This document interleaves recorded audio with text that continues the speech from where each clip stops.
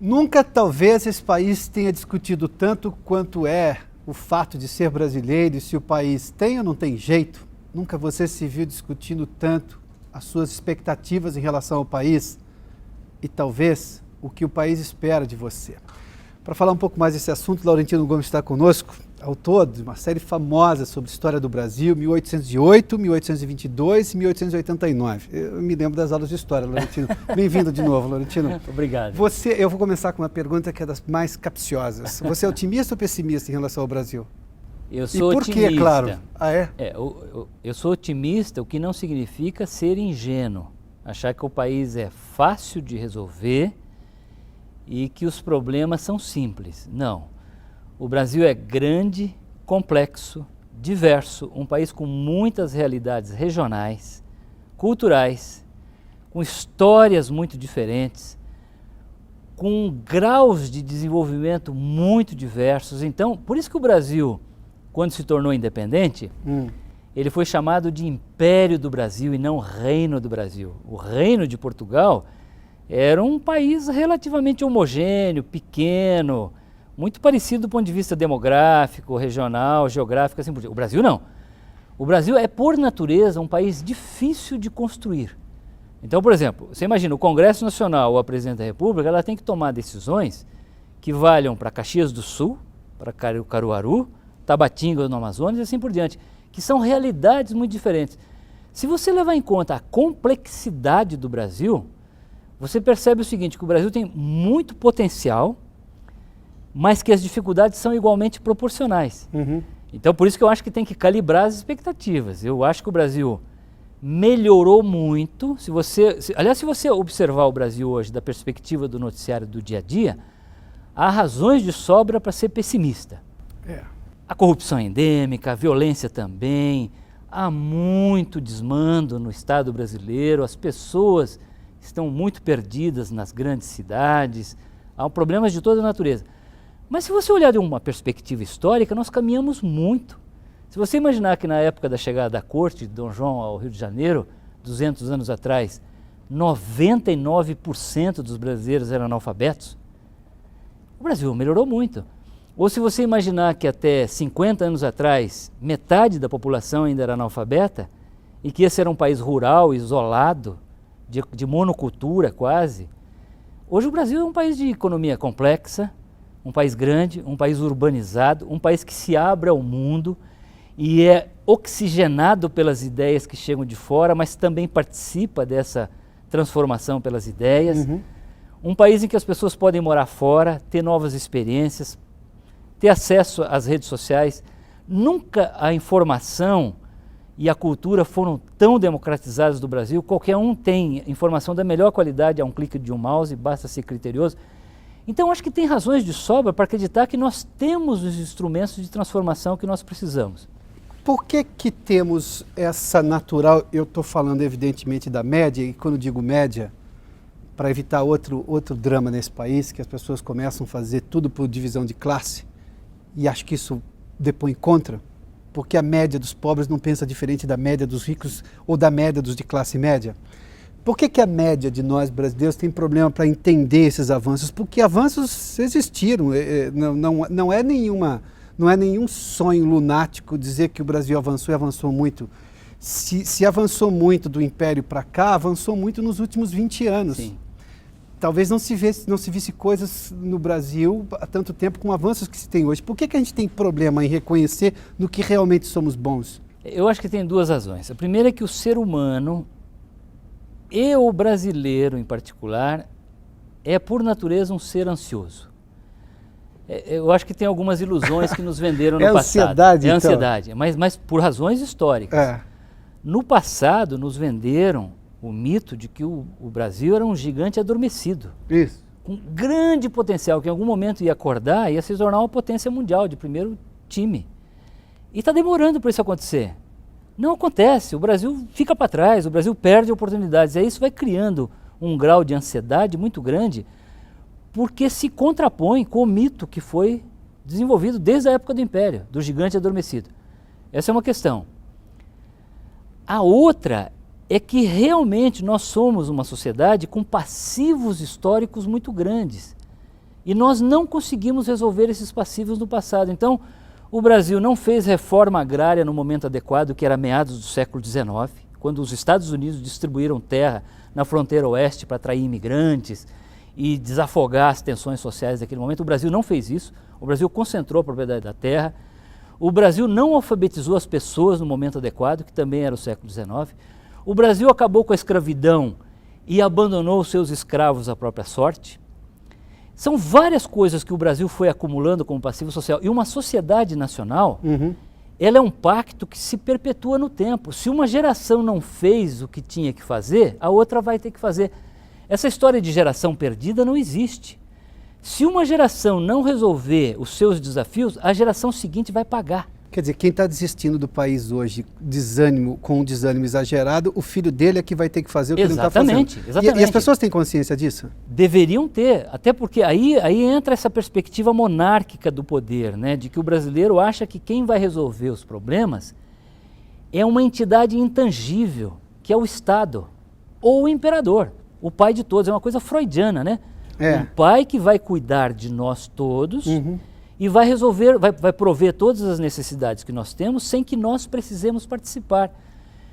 E isso é uma questão angustiante, porque o Brasil foi uma monarquia durante 67 anos no Império, mas eu diria que o Brasil continuou sendo uma monarquia durante boa parte do período republicano, com os ditadores republicanos, os homens fortes, né?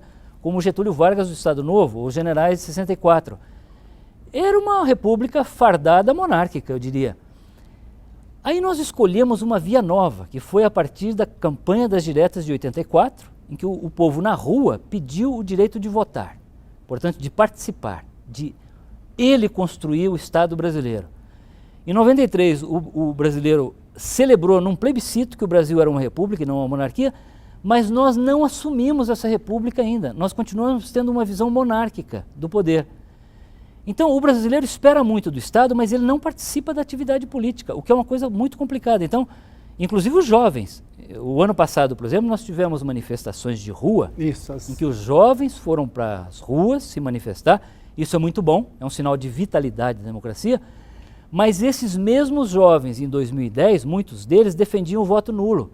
A eleição de 2010 foi a de menor participação dos jovens desde a Constituição de 88. Então tem uma contradição.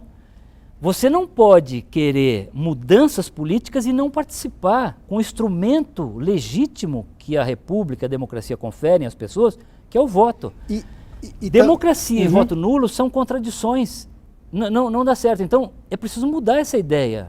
Assim, inclusive ensinar aos jovens que muitas gerações de brasileiros morreram, foram exiladas, foram torturadas, presas, para lutar pelo direito do voto. Então nós não podemos jogar fora essa conquista. Pela liberdade de expressão. Pela liberdade de expressão. O que ele escreve no Twitter, seja a besteira que for ou a coisa importante que for, é porque alguém garantiu esse direito a ele. Isso, e o que me preocupa muito também é observar que muitos dos jovens que não viveram o período ditatorial, hoje são seduzidos pela tentação autoritária. No Twitter, por exemplo, tem vários grupos, várias redes sociais de intervenção militar já. Isso. Fecha o Congresso, põe todo mundo na cadeia, o que é um perigo. É um perigo. Nós estamos namorando com o ovo da serpente, porque que é um ovo autoritário. Essa tentação com relação aos militares, eu conheço civis que clamam por isso e não conheço militares que clamam por isso.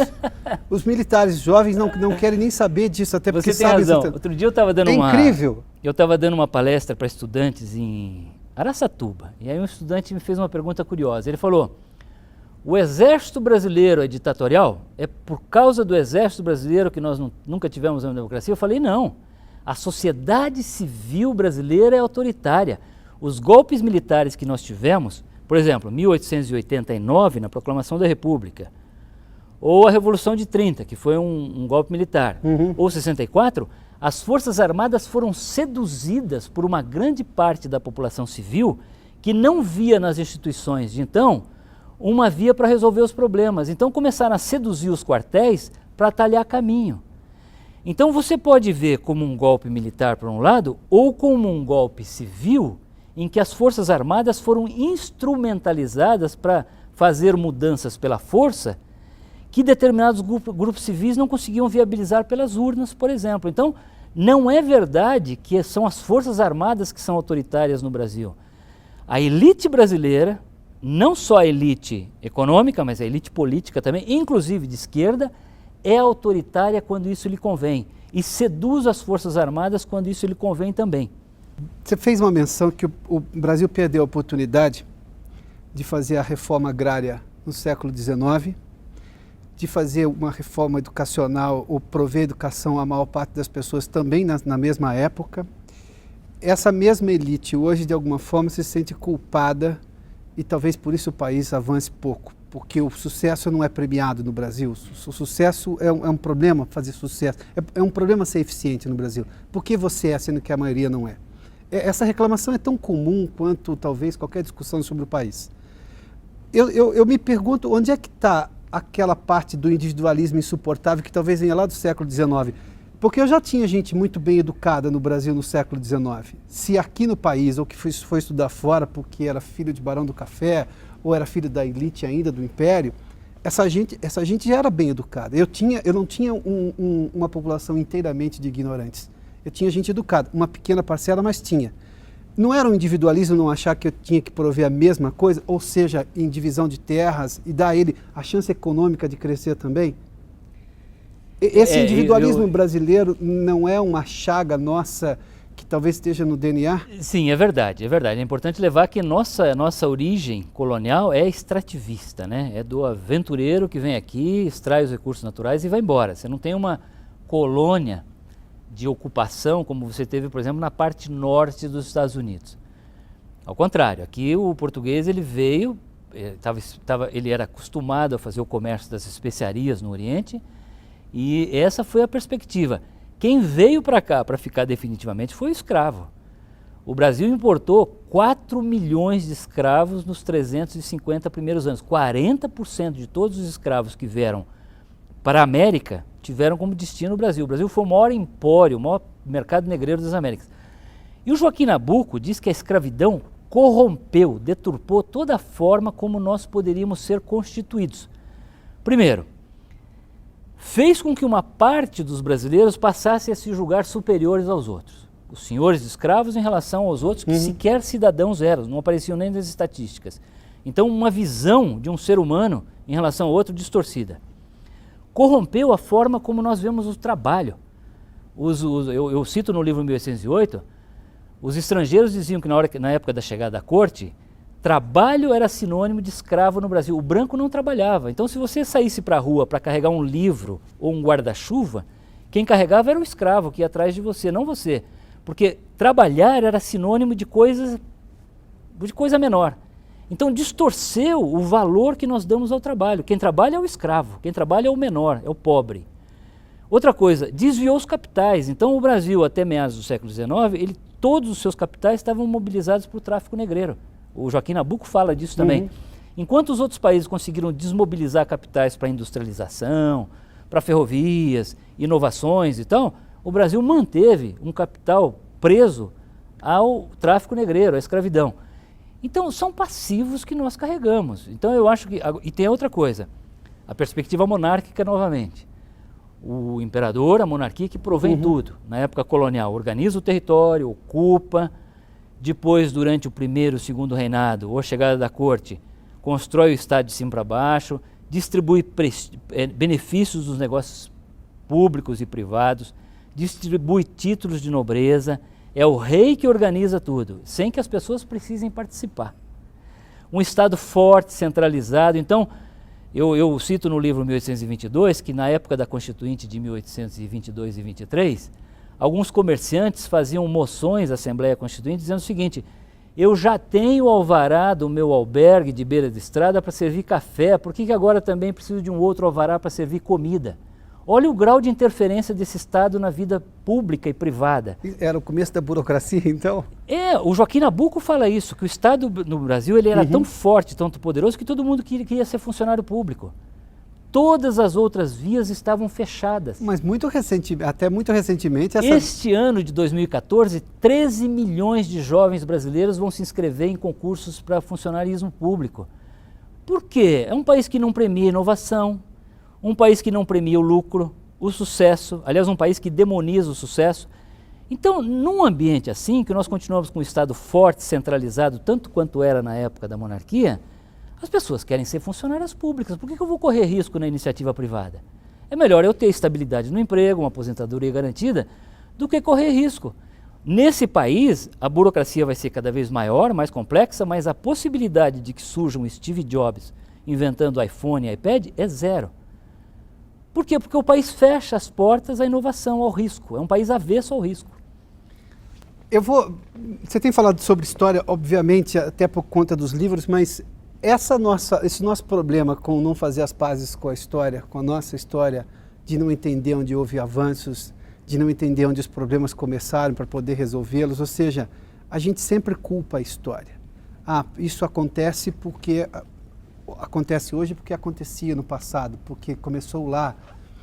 Agora, nós somos hoje um país do século XXI, uma economia do ponto de vista de valor de riqueza que está entre as 10 maiores, um país que teve êxitos enormes, por exemplo, em programas sociais, sobretudo no programa de AIDS, que é referência no mundo, porque enfrentou talvez o grande capital das farmacêuticas do mundo todo.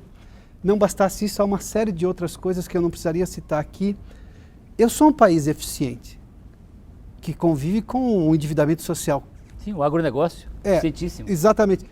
Por que eu não consigo sair? Se eu consigo dar certo aqui e não dou certo ali, é uma questão de ineficiência atual, não é? Não é uma culpa do passado, não é culpa dos portugueses. Inovar foi Pedro Álvares Cabral que nos descobriu, fossem os ingleses. Isso já está fora de moda, não dá para usar essa desculpa, dá? Não. Não, né? Não. Chega disso agora, não, né? Não dá mais para você, porque tem essa tentação de culpar o outro, né? Ou os portugueses, ou o imperialismo americano, ou as elites que são corruptas. Hoje, por exemplo, tem um demônio muito moderno que é a mídia. Tudo é culpa da mídia. Tudo. Outro dia vi um deputado corrupto dizendo, não, a culpa é da imprensa. Então, assim, tudo é culpa da mídia hoje. E que eu acho que é uma coisa de você não assumir o seu papel de cidadania, de fazer uma autoculpa, de dizer, olha, uma confissão, dizendo, eu realmente não participei, eu fiz errado, eu tomei decisões erradas. Isso é muito comum, você pega, por exemplo, às vezes no Japão, na Coreia, você vê um político que foi pego em corrupção, ele faz um meia-culpa em público, na frente da televisão. Você jamais vai ver isso no Brasil. Mas o cidadão faz isso no dia a dia também dele? Não faz. Ele esperar isso do político? Não faz. Porque o político é um cidadão brasileiro que está lá num cargo público. Sim, isso é uma outra ilusão, né? A gente achar que nós vamos ter em Brasília um Estado ou muito mais corrupto ou muito menos corrupto do que a média da sociedade brasileira. Um Estado mais eficiente ou menos eficiente. Eu acho que o que tem em Brasília hoje é um espelho do que nós somos na média. Até porque o brasileiro, ele às vezes vai para a mesa de bar e ele prega o fechamento do Congresso, diz que o político é tudo corrupto, prega a ditadura, mas ele fura fila, anda no acostamento quando o trânsito está parado, deixa o som ligado até de madrugada sem se preocupar com o sono do vizinho. Sem respeito. E ele corrompe o agente público. O guarda de trânsito que o surpreendeu numa curva proibida lá numa estrada no interior. Então, o brasileiro, às vezes, ele cobra padrões de ética, de honestidade, de cidadania do Estado que ele não cultiva nas suas relações privadas. E essa estranheza, eu acho que tem que acabar. Numa democracia, numa república, nós temos que perceber que quem constrói o Estado, quem constitui as instituições, somos nós. Não é mais o imperador, não é mais o ditador de cima para baixo, somos nós. Então, se nós quisermos ter um Estado melhor em Brasília, nós precisamos ser mais honestos, mais cidadãos e mais eficientes na média. Quando você viu aquelas manifestações e todos convivemos com elas, as de maio de 2013, as de junho de 2013, melhor dizendo, históricas, eu me lembro que alguém me perguntou, até por causa do filme que eu tinha dirigido sobre o orgulho de ser brasileiro, o que eu achava daquilo. Eu disse assim, precisa saber se ele vai parar de jogar lixo no chão amanhã, se ele vai parar de jogar, porque... E a rua tem um certo charme, né? Parece que estamos todos no movimento das diretas já, que era uma coisa muito maior do que o que houve em junho de 2013. Essa coisa de, quando estou em grupo, somos todos cidadãos, e quando eu estou no individual, não funciona, né? Isso. E o Brasil é um país de... É interessante você observar quando é que o brasileiro veste a camisa de brasileiro. São só em momentos de catarse. Ou na Copa do Mundo, ou na morte do Ayrton Senna, do Tancredo Neves, em manifestações dos caras pintadas, não sei o que lá e tal. Mas no dia a dia as pessoas não vestem a camisa do Brasil. No dia a dia elas são extremamente egoístas, elas não participam da atividade política, não estão nem aí. E tem um discurso pessimista. E tem um discurso muito pessimista. Então, isso é muito curioso. E realmente é interessante, outro dia aconteceu no Rio de Janeiro uma greve de garis. E aí a cidade ficou completamente emporcalhada, né? E aí alguém botou no Twitter a seguinte observação, que eu achei curiosíssima. Ela falou, o Rio de Janeiro está sujo porque os garis estão em greve ou porque a população joga lixo na rua? Interessante, é uma boa pergunta. Quer dizer, é o Estado que não limpa ou sou eu que sujo, eu que não respeito o espaço público? Eu já vi, uma das coisas mais chocantes para você é ver um cara com uma BMW, pega um maço de cigarro e joga no acostamento da estrada ou joga na rua. Ou seja, o carro é um espaço privado, ele cuida, ele limpa, ele manda lavar e tal. Mas ele não tem o menor pudor em jogar um lixo na rua, às vezes. E não é o pobre que faz isso, às vezes é o rico, às vezes é a classe média. Na verdade, eu acho que isso é quase generalizado, né? O pobre, rico, ou classe média. Talvez isso que cobre mais do rico, porque se ele se acha mais bem educado... É mais chocante, né? É mais Supostamente o rico deveria ser mais consciente. Mas por que ele joga? Porque ele acha que a senzala vai limpar para ele depois? Assim, não, e principalmente por uma falta de cuidado com o espaço público. O espaço público é de ninguém no não Brasil? É meu, o espaço público é do Estado. Então o Estado vai resolver isso, ele vai lavar, ele tem que limpar, ele tem que varrer, ele tem que resolver o problema. Eu cuido do espaço privado, o meu aqui. É um patrimonialismo mesmo. Isso se reflete não só nesse tipo de comportamento, mas também nas pichações, se reflete numa falta de cuidado com a paisagem urbana brasileira. As cidades brasileiras são horríveis, são muito feias. Ninguém pinta a sua fachada, ninguém cuida do jardim, ninguém faz nada, é uma coisa horrorosa. Então, por quê? Porque é espaço público. Então o espaço público é um espaço que não merece ser cuidado. E eu acho que isso reflete uma falta de identidade nacional mesmo. Quem sou eu, né? Com que país eu me identifico? Então eu acho que assim, esse é um país que promete muito e cumpre pouco, uma história muito fragmentada, uma história que oscila entre ou excessivamente épico ou excessivamente vira-lata. Nós não temos uma coisa mediana, sempre foi o outro, a culpa é do outro, é ou do imperador, ou do Dom João VI, ou do ditador, ou do imperialismo, ou das elites, ou dos políticos. Eu não participo. Então, como é que você em que Brasil você se reconhece, né? Então, acho que o nosso grande desafio hoje, antes de ter um país digno de todos, é solidificar a nossa identidade nacional, é entender realmente quem nós somos.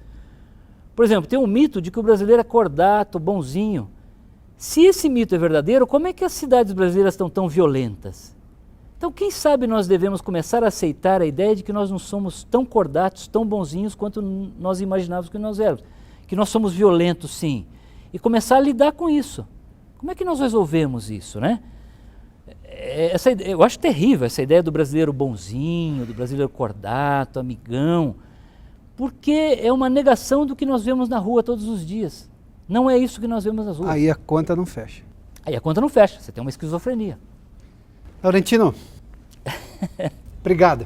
Eu que agradeço. Laurentino Gomes, autor, escritor, jornalista, autor da série famosa de livros de história do Brasil. Aliás, uma última pergunta, você se surpreendeu com o sucesso da sua série de livros sobre história? Ah, totalmente. Eu nunca imaginei. Aliás, no Brasil sempre se disse que um escritor, para ser bem sucedido, tinha que escrever esoterismo, autoajuda ou literatura barata. História do Brasil, nem pensar. Então, e de repente as pessoas estão lendo história. Então o país está melhorando. Está melhorando, isso é um bom sinal. Os livros são 1808, 1822 e 1889. O autor é Laurentino Gomes. Obrigado de novo. Obrigado.